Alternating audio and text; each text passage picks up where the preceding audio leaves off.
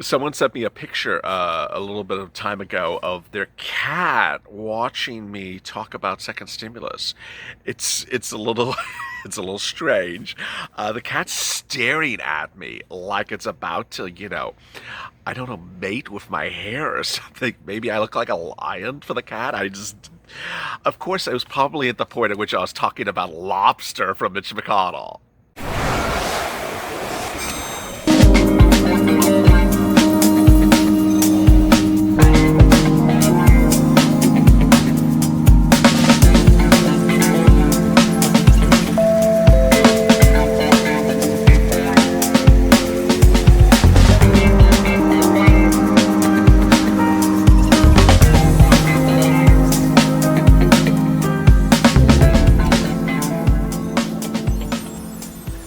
Hey, good evening, everybody. This is Evening to LA with a big special report tonight about second stimulus and a report you'll never see anywhere else until this evening.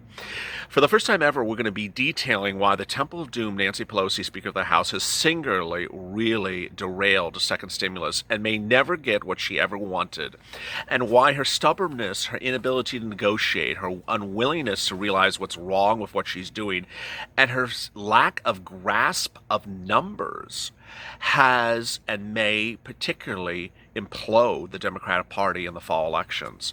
It's a really shocking tale of what happened, especially today, and you'll never hear anything until tonight in this special report. If you haven't, go to the front of this channel, subscribe, and drop your comments below, and we may feature them in tomorrow's recording. And hit the like button. I really appreciate it because it puts the video higher in the rankings.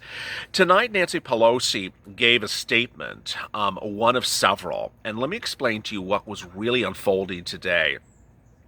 A group of people called the problem solvers had gone to meet with Nancy Pelosi several weeks ago to solve a problem. It's basically her, but they couldn't say that to her face. And they wanted to speak to her. These are Republicans and Democrats, and they said, we want to speak about second stimulus and get this done. She wouldn't speak to them. She would not speak to them. This sounds familiar. This is after Mark Meadows had gone to her office to speak with her to get this stimulus done. She wouldn't speak to him either. These are Democrats and Republicans, and earlier today they issued they appeared on national news. They introduced their bill. And guess what she called them? She called them Republicans. She said they're a bunch of real Republicans. They're not true Democrats. She called people in her own party Republicans. This is not the first time she trashed them. She trashed them when she came back to Washington to do the standalone bill for Carolyn Maloney. Remember that one? And she did it on a Saturday, remember? It was after the DNC convention. And she sat and was interviewed for questions about the problem solvers and the New Age Coalition, Democrats, and the Blue Dogs. These are about 300 something people who don't support her and her unwillingness to get a second stimulus check deal done. And what did she say? Our caucus is aligned. And when asked, when the reporter followed up the questions, what do you mean they're aligned? These are people who said they don't agree with you. She said, well, we're doing what we're going to do, and strategically and on my best interest is to listen to what they're saying. Well, today, this problem solvers did an incredible job, absolutely categorically incredible job, because they got your second stimulus check front page. It was all over national news. It all talked about everything that's wrong with the Temple of Doom and why her inability to negotiate has not gotten you a second stimulus check. It even ended with Jim Cramer on CNBC by accident calling her crazy Nancy. It was not a good day for her. But ironically, and this is what I want to go over with you, is that for the first time ever, I'm going to detail to you why she's cost Americans so much money, why she's going nowhere with her negotiations, and why she will ultimately fail at what she's doing. First, when negotiations fell apart, she was offered a couple things. She was offered $400 a week of FPUC extension. You would have gotten at this point about $8,000 to $10,000. You would have had $8,000 to $10,000. That $8,000 to $10,000 will make a dramatic difference to a lot of people if you had that versus not having it. Instead, at most you're getting $1,800 for LWA, or perhaps you're not getting that at all because you don't qualify for the $100 threshold. That was an offer for Steve Mnuchin. Offered her $400 a week. She wouldn't take it because she wanted $600 a week. She wanted to take people to the mat and not give them anything for a difference of $200. This is a person who's worth $25 million. This is a person who's basically done nothing her entire life but been a politician. This is a person who doesn't understand the inability of not having a home because she wants to hold out for an extra $200 to win. Winning has not worked anywhere in her benefit this time around. Here are other things that didn't win for her. Stimulus checks. She was offered $1,200 stimulus checks, $2,400 stimulus checks. She was even offered $500 dependents and adult dependents. She was offered stuff that did not have taken out for child support. She was offered families of 4 and 5. Rejected all of that. Why? Because she didn't want it. She didn't want that part that everyone agreed upon to be anchored by stuff that she thought that people wouldn't agree upon. These groups came to her and said, hey, we can do standalone bills. She wouldn't do standalone bills. She didn't want to send out stimulus checks. And this is a person who singularly, universally, is responsible for you not getting multiple checks. Democrats introduced legislation in the spring for multiple checks. She rejected it. They again, under this stimulus package, introduced multiple checks. She rejected it. She said one stimulus check is enough for you. But in the same breath, she wants and still wants and will go to the mat and we're happy to have Americans homeless to give 3 years of free grant money to states while she only wants to give you one stimulus check. It's that type of real inability to understand the severity of the situation that just shocks people. It really does shock people.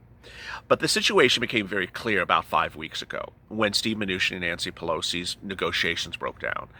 And she had a press conference on a Friday, and she had a billboard, a poster, and it was purple. That was the only thing that was good about that press conference. And on that press conference, she had a billboard and had numbers. All the numbers were a lie. Every number said, this is what Steve Mnuchin offered me. And he quickly denounced it, and I knew it was untrue when I saw it because he had already given us a press briefing about the numbers he had offered her. What she put on that poster was what Mitch McConnell had introduced in the HEALS Act weeks before. These two people had spent 2 weeks negotiating every single day, almost every single day, and she put on a poster what wasn't even the subject of the negotiations, to tell people that the Republicans offered far less than they really did. This is not the first time that she's been untruthful with numbers. The biggest calamity in this entire situation is state and local. At that time, the reason our negotiations fell apart at that time was because of state and local. She didn't tell you at that time, which was upwards of 4 weeks ago, and to this day has never, ever had a press conference telling you how much money the state and local thing is, what it is for, how it works, how much money it's for. She just says money for state and local. And that's all she says, state and local. Is it because she doesn't know numbers? Is it because she doesn't care to know numbers? Is it because she simply just holds a bill and just wants to agree upon the entire bill? Mark Meadows has discussed this extensively with news, and he says every time he asks her, what is this for? How much is it? What is the line item? What is the value of the item? Is it $10? Is it $8? $7? She doesn't give an answer. She never gives you an answer. So why is a person who's singularly self-appointed as the only person to speak on behalf of an entire political party negotiating when they don't know the numbers? It's really unclear. Procedurally, there's a real problem at hand before I get to state and local, and that procedural issue really is this. Under the first stimulus package, when the COVID-19 was hitting and there was a massive rush to get stimulus out, a lot of people were involved with the negotiations. It wasn't just her and Steve, as some people now think it was. Absolutely, categorically not. It was a lot of people on both sides working on the numbers, subcommittees working on the numbers. And that's when they were rushed. This time they're not rushed. So how many people are working on the numbers? Just her. How many times has she told you the numbers? Never. How many times has she given you a briefing on how much she wants for each individual items? One time. And it was untrue numbers. How many times has she gotten back to the negotiation room in several weeks? Never. In fact, her position is, unless you do exactly what I say, it's this or else. Her way or the highway. That's not the way that Congress works. That's not the way that anything works. And ultimately, as you sit here tonight, what's important to understand was that we have the purple power, is that you shouldn't be focusing on her. I know this is a special about her. I understand this is a special about what she has done and about her. But what I had to do tonight is I really had to explain to you that she is not the path for you to get your money. And I saw a couple comments, it wasn't just a few, of people saying, she said this today and she said that today. And I'm depressed because she said this and she said that. She has nothing to do with your money.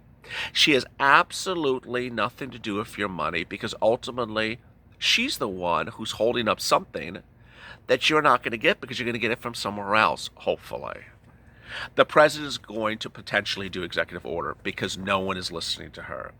State and local has fortunes under the first stimulus package and they have to do pay or you lose, use or lose. They have to send out grants. They have to send out stimulus checks. They have to do rent or unemployment benefits. They have to do it or it's use or lose. If they don't do it, then it goes back to the White House, to D.C., and the president has more money to send out for executive order. She doesn't. This is not a path to look at what she approves or what disapproves. And ironically today, it got really to a level I've never seen before, and hence the reason for this recording. The day turned an unusual note when the problem solvers who introduced this bill, who was incredible, the reaction to the bill was absolutely overwhelmingly incredibly positive. And just 2 hours ago, Associated Press, the massive national syndicated news, said massive progress on second stimulus, just defection from the Democrats. This was 2 hours ago. She didn't want this type of news coverage. She absolutely didn't want to. And so what she did all day long was say, I reject it. Well, who cares you reject? I reject it. I reject it. I reject it. I reject it. Okay, I got it. I got it the first time you reject it. Then she gave a statement that says we're committed to staying in here until we have an agreement that meets the needs of American people, and that we're going to stay here until the president gives us a bill. That makes no sense. She's ordering the House members to stay in town until the president does exactly what you want to do. That's not going to work. I mean, first of all, the bill has not passed the Senate, so she's not ordering the Senate back to stay in town. Second, you just showed up in town this week. I mean, the House members just showed up into town this week for their last vacation, and now she's saying we're not going on vacation until the president does exactly what I want to do. Does anything sound weird about that comment? We're not going back on another vacation unless you do exactly what I tell you to do. Okay. All right. That makes totally logical sense. That's totally coherent talking when I heard it. But some news reporters saw that comment and thought, okay, well, maybe this is progress of the problem solvers. The problem solvers got her to start negotiating more. This is where it went off the rails. Late today, Nancy Pelosi's spokesperson, Drew Hammer, who's about as crazy as her, had to issue a news statement, apparently because she told him to, that said, don't assume what she's saying to stay in town means that she's going to change her position. It's her way or the highway is basically what he said. It's just I've never seen this level of megalomaniacness of a politician ever in my lifetime. Now, you got to understand, this channel is nonpartisan. This has nothing to do about Democrats. This has nothing to do about Republicans. It's about one person. One person whose inability to get you money is doing incredibly horrible things. The bill introduced today was so absolutely incredible. And the worst you could ever say about today's bill was maybe it needs a few more things in it. Okay, maybe it does need a few more things in it. Do we reject it because it's not your bill? No. She admittedly had people go around and start to tell people how bad the bill was. And ironically, this false narrative is just a little bit disconcerting. Steny Hoyer, who's a Democrat, called her up on Thursday last week and said, you can't keep on doing this, Nancy. You got to get something done. Well, guess what? He had her come out and say, Steny Hoyer, we don't believe today's bill does enough. Okay, that's fine. We believe that getting to a compromise is absolutely essential. Getting to a compromise that does not deal with all the problems, however, is not useful.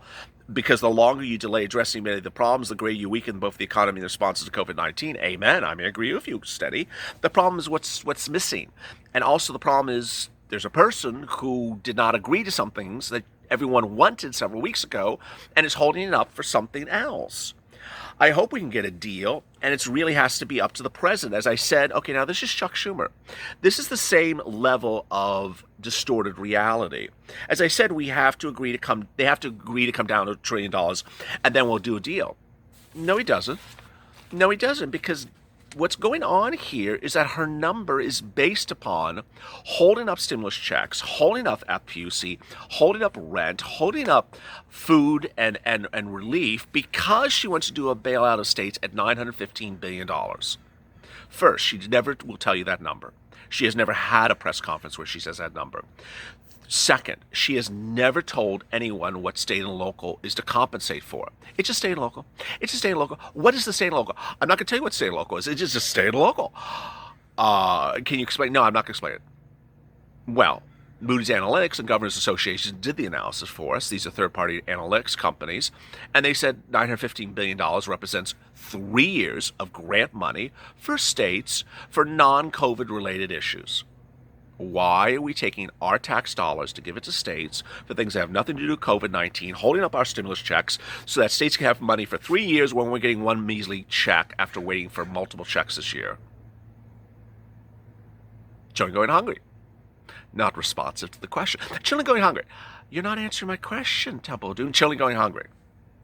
It's that type of distorted reality, false narrative, lack of grasp of basic mental aptitude that is causing a lot of viewers to wonder what's going on upstairs. There's something inherently wrong here, and what's also wrong is the inability of fellow members to really step up. Today was the incredible power, and what I want you to leave with this video is not what she has been doing to you. And understand fully forewarned, this was a video about her. But I don't want you to focus on her. What I want you to focus on is people who are trying to work around her. Today's progress was incredible progress by a group of people who simply reached out to her and didn't want to have anything to do with her because she wouldn't respond, and are now trying to do incredible things for you. There's 2 other groups that are trying to do things for you. There's state and local. In some states, they're trying to do things for you. There's a president who's trying to do things for you. All these things are trying to be done without her. And that's the spirit of the purple power. The spirit of the purple power is not having one person kick you down and keep pushing you down and not do anything for you. And if you're one of the people that jumps in the comments and says, I really support her, well, God bless. I appreciate your comment. But supporting people with a bill that is going nowhere and will ultimately go nowhere as the rest of the viewers of this channel become homeless is not something to support. The support of this channel is getting people what they need, fast, quickly, money in their pocket that they're entitled to, and not having it held up by money for other people who don't need it. Coming up tomorrow morning is Mornings LALATE. I appreciate your time. I appreciate your effort. Go to the French channel and subscribe and drop your comments below and hit the like button. It has been an incredible day. Stay tuned for more. See you tomorrow morning at 8:30 a.m. Pacific Standard Time with more about this bill, the other 2 bills coming, and executive orders. As always, stay informed, stay motivated, stay smiling, and stay with LALATE. Have a great evening.